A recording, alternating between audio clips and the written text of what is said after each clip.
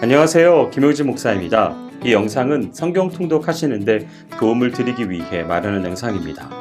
통독을 하면서 익숙하지 않은 배경과 내용들로 인해 어려움을 겪는 성도분들이 조금이나마 도움이 될까 싶어 마련한 것인데요.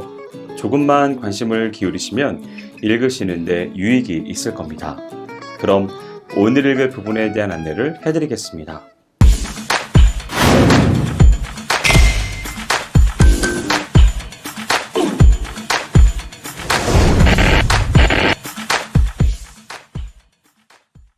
오늘 읽을 본문은 마태복음 12장 22절에서 50절까지 그리고 누가복음 11장입니다. 마태복음 12장 22절에서 37절은 귀신 들려 눈멀고 벙어리 된 자를 고치신 예수님의 이적이 바알세불의 능력을 힘입은 것이라고 모함하는 장면입니다. 이에 예수님은 먼저 한 조직 내에서의 분열은 파멸을 초래하는 것으로서 귀신의 왕의 능력을 힘입어 귀신을 쫓아낼 수 없음과 나무의 열매가 그 나무와의 필연적인 인과관계에 있는 것처럼 예수님의 정체도 사역에 의해 판단할 때 선한 사역을 행하시는 자신이 선한 분이심을 보이심으로 그들의 모함이 모순된 것임을 반증하고 계십니다. 이는 자신의 이적이 결코 귀신의 왕 바알세불의 힘을 이용한 것이 아니라 성령의 능력으로 말미암은 것이라는 사실을 강조하시는 것입니다. 38절에서 45절은 서기관들과 바리새인들이 예수께서 참된 메시아라는 사실을 입증할 수 있는 표적을 보여주도록 요청하는 단락입니다. 이들의 의도는 표적을 보고 예수께서 메시아라는 사실을 믿으려 한 것이 아니라 오히려 예수님을 비난하고 정죄할 근거를 마련하는 데 있었습니다. 이에 그들의 의도를 간파하신 예수님께서는 선지자 요나의 표적 외에는 그들에게 보여줄 것이 없다고 대답하셨습니다. 여기서 예수님께서 말씀하신 표적은 요나가 큰 물고기 뱃속에서 3일 동안 지내다가 다시 육지로 나와서 니느웨 사람들에게 심판을 외친 것처럼 예수님 자신도 죽으신 후에 3일 동안 무덤 속에서 계시다가 부활하여 온 세상 사람들에 대한 심판주가 되실 것이라는 의미입니다. 이어서 예수님은 당시의 예표에 불과한 요나의 전도를 받고 회개하였던 니느웨 사람들과 예수님의 지혜의 그림자에 불과한 솔로몬의 지혜를 듣기 위해 찾아왔던 스바 여왕에 관한 말씀을 통해 예수님의 구원의 복음에 듣기를 거절하는 그들의 영적인 교만과 악한 태도를 책망하시며 경고하고 계십니다. 46절에서 50절은 예수님이 육신의 가족들과 만나 나눈 대화의 내용을 소개합니다. 당시의 종교 지도자들과 예수님 사이의 갈등과 대립이 심화되고 마침내 예수께서 귀신에 사로잡혀 미쳤다는 소문마저 나돌자 예수님의 육신적 가족들은 주님을 찾아 나서게 되셨습니다. 하지만 예수님은 오히려 자신을 찾아온 가족들이 설교하고 계시는 집 밖에 서 있다는 말을 전해 듣고 누구든지 하나님의 뜻대로 행하는 사람이 자신의 가족이라고 대답하셨습니다.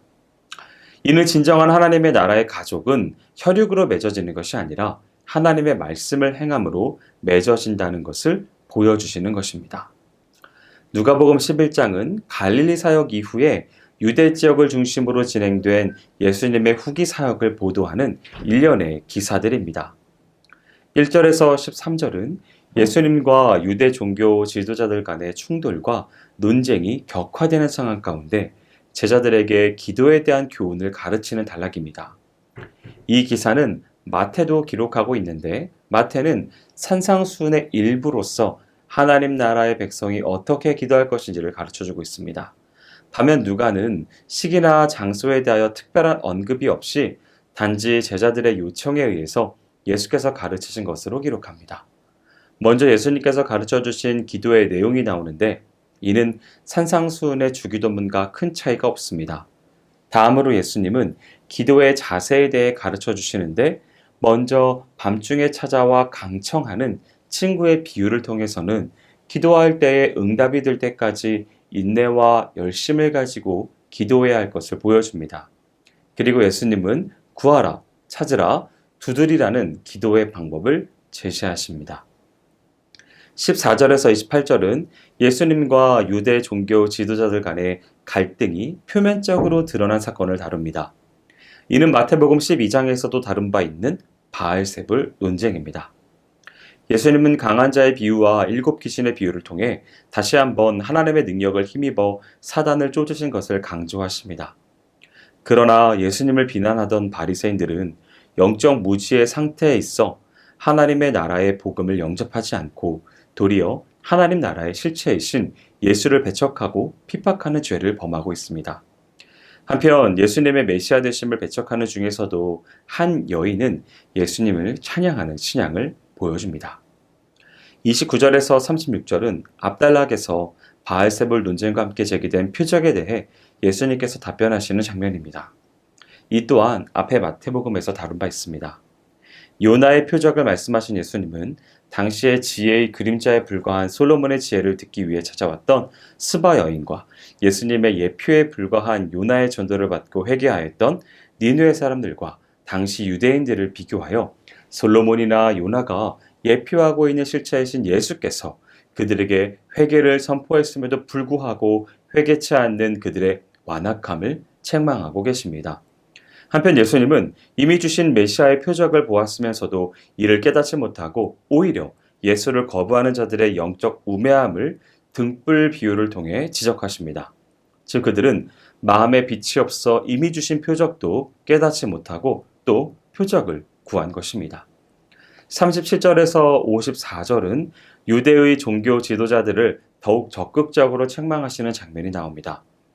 누가는 본문에서 바리새인에 대한 화와 율법사에 대한 화를 각각 3가지로 구분하여 정리하고 있습니다. 먼저 바리새인들에 대한 저주는 신앙의 내면보다 형식에 치우쳐 율법의 정신인 공의와 사랑을 저버렸고 교만하여 다른 사람에게 군림하는 것을 기뻐했으며 다른 사람에게 겉과 속이 다른 가증한 위선자다라고 말합니다. 이어서 나오는 율법사에 대한 저주는 자기는 지지 않으면서 다른 사람에게는 율법의 짐을 지우는 행위, 진리를 전파하는 자를 핍박하는 포악성, 다른 사람이 구원받지 못하도록 막는 행위를 언급하고 있습니다. 율법사와 바리새인들은 예수님의 경고를 듣고도 회개하지 않았으며 오히려 예수님을 넘어뜨리려는 악에 찬 계략을 계속 세웠습니다. 여기까지 마태복음 12장 22절에서 50절까지 그리고 누가복음 11장을 성경 통독하실 때에 도움이 될 만한 내용을 전해드렸습니다. 혹시 이 외에 질문이 있으시거나 나누고 싶은 이야기가 있으시면 밴드나 댓글로 달아주시면 필요한 도움을 드리겠습니다. 그럼 내일 다시 만나도록 하겠습니다. 통독 화이팅 하세요.